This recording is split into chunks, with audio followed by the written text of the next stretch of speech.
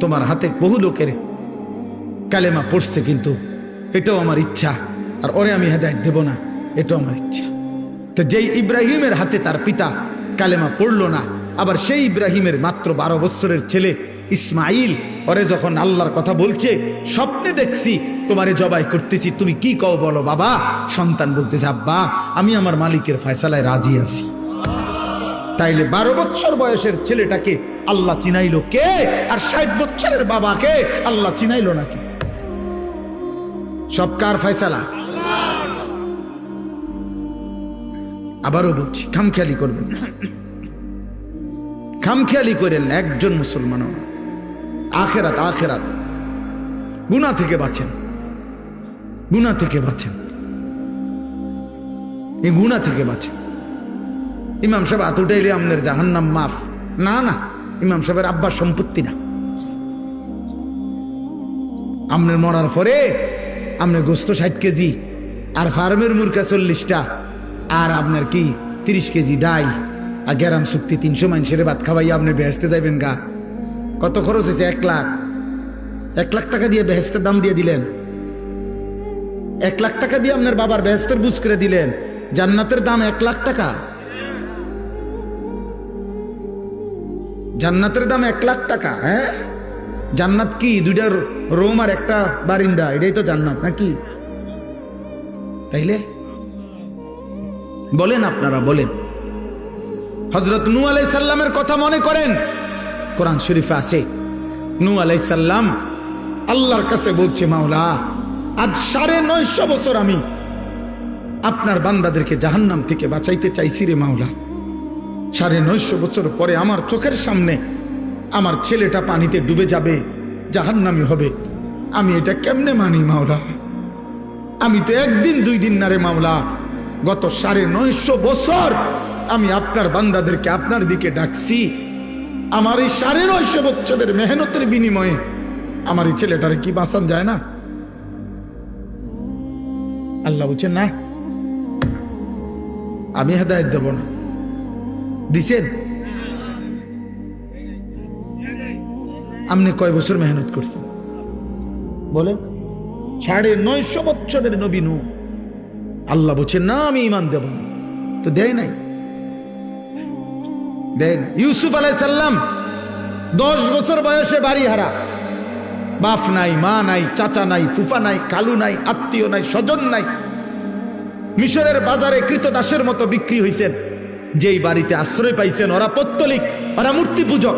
এই জুলাইখার স্বামী, এরা সবাই হলো কি মূর্তি পূজক, মুশরিক।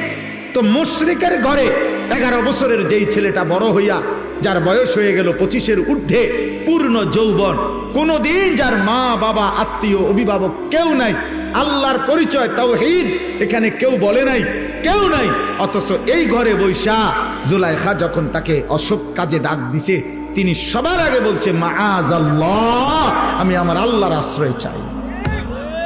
ওরে আল্লাহ চিনাইলো কে? এই ঘরে তো আল্লাহ চিনাইবার কেউ নাই, কথা বোঝেন নাই? ওরে আল্লাহ চিনাইলো কে?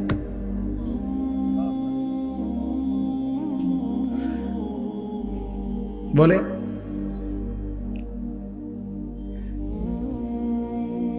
অতএব দয়া করে আমি আপনাদের কাছে বুঝাইলাম, এই আমার কথা।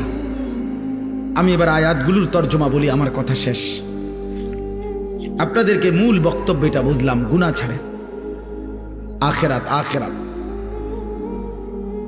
আখেরাত আখেরাত আখেরাত, দুনিয়া কোনো না কোনো ভাবে মিলাইয়া পার হয়ে যাবেন। আপনি সব শেষ করেন না, আপনার ফুতে বাকিটা করব। হুদা কামে আপনি লাফাইয়েন না।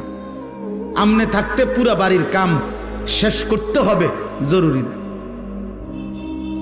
আপনি থাকতে সব করে যাবেন, না না লাগবে না, আপনি মরে যান, আপনার ফুতে বাকিটা করবে, আপনার নাতি বাকিটা করবে।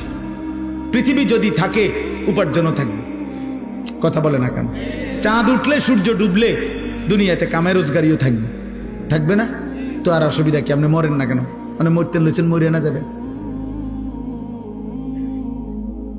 না? আমি থাকতে সব করে দিয়ে যাই তুই?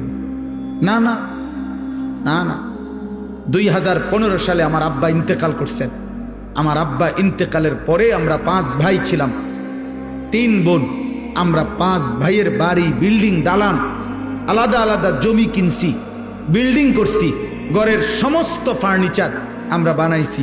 কোনোটাই আমার আব্বা থাকতে ছিল না আমাদের। আমার আব্বা থাকতে আমরা সরকারি একটা লিজ ওয়ালা বাসায় আমার বাবার সাথে মা, আমরা আব্বা মা সহ আমরা থাকতাম। আমরা সরকারি একটা লিজওয়ালা বাড়িতে ছিলাম, বাঙ্গাসুঙ্গা একটা বাড়িতে ছিলাম। বাবার ওইখানে ইন্তেকাল হয়েছে। এরপরে আমরা আলহামদুলিল্লাহ বাবার মৃত্যুর পরে সব হয়েছে, বাবা লাগছে না, এই জন্য বিল্ডিং করতে আব্বা লাগে না, সোফা বানাইতে বাপ লাগে না মিয়া। কিন্তু আখেরাত গড়তে হইলে বাপ লাগে। কারণ বাবার হাতে যদি, মায়ের হাতে যদি মাসুম বাচ্চা সুন্দর দিন না শিখে, আল্লাহ না চিনে, ছোটবেলায় যদি তাকে কোরআন সুন্নাহ না শিখায়, তো ভবিষ্যতে বড় হয়ে তাকে শুধরানো বড় কঠিন হয়ে যায়। এজন্য এটা জরুরি, আপনি আপনার পরিবারকে আল্লাহ চিনান, আখেরাত চিনান, গুনাহ থেকে বাঁচান, হারাম থেকে বাঁচান। ছেলেটার সামনে দাঁড়ান, ফজরের নামাজে আপনার ঘরের মানুষ যতজন, আপনি শপথ করেন আমার ঘরের সদস্যরা ফজরের নামাজ পড়তে হবে। প্রয়োজনে যুদ্ধ হবে, প্রয়োজনে স্ত্রী গুসা হবে, প্রয়োজনে আপনার 16 বছরের ছেলেটা আপনার ঘর থেকে বের হয়ে যাবে, তারে ধাক্কা দিয়ে বাইর করে দেন। তুই আল্লাহর দুশ্মন, তুই নবীর দুশ্মন, তুই আমার মালিককে সেজদা করস না, তোর মতো নাফরমানের জন্য খাবারের লোকমা আমি কেন উপার্জন করব বেটা? ওই যে শয়তানের গোলামি করে, ওই শয়তানের হাতে ওরে ছেড়ে দেন। অত মোবাইলের গোলাম, ওরে মোবাইলের হাতে ছেড়ে দেন। ও ওর সমবয়সী বন্ধুদের দ্বারা আড্ডাবাজিতে ব্যস্ত, ওরে ওদের হাতে ছেড়ে দেন। যা, তোর লগে আমার কি বেটা? তোর সাথে আমার কি বেটা? নাই তো হবে না, কঠিন না হইলে হবে না। আপনারা বেশি খামখেয়ালি শুরু করছেন। আমরার কাছে আইয়া কেবল দোয়া, হ্যাঁ হুজুর দোয়া করে জিভুত যাতে মানুষ হয়, কিতা মানুষ টেহা কামায় যাতে, এই ছাড়া এইটাই বুঝি তো অর্থ। এটার অর্থ হুজুর দোয়া করবেন রবিবারে সাত ডালাই, খাস করে দোয়া করবেন। খাস করে কি দোয়া? সাত ডালার খাস দোয়া কি বলেন? বলেন বলেন। হ্যাঁ, আমি খাস দোয়া এই জন্য করছি, একবার একজনের যে খাস করে দোয়া করি ডালার দিন যাতে বিল্ডিংটা একবার যায়। আর স্বাভাবিক ডালাই দুইটা হেবড়া ইঞ্জিনিয়ারে দেখে দিছে, এখানে এখানে মাঝখানে যেখানে যেখানে গুনা শর্ট হয়েছে গুনা বাইন্দা দিছে, ছোট ছোট ব্লক এটি লাগাইয়া দিছে। ছাদ ডালাই তো সব কিছু ক্লিয়ার। এটা খাস আর কি দোয়া করতো? এটা তো হইছেই, সারছে তো। Motor cycle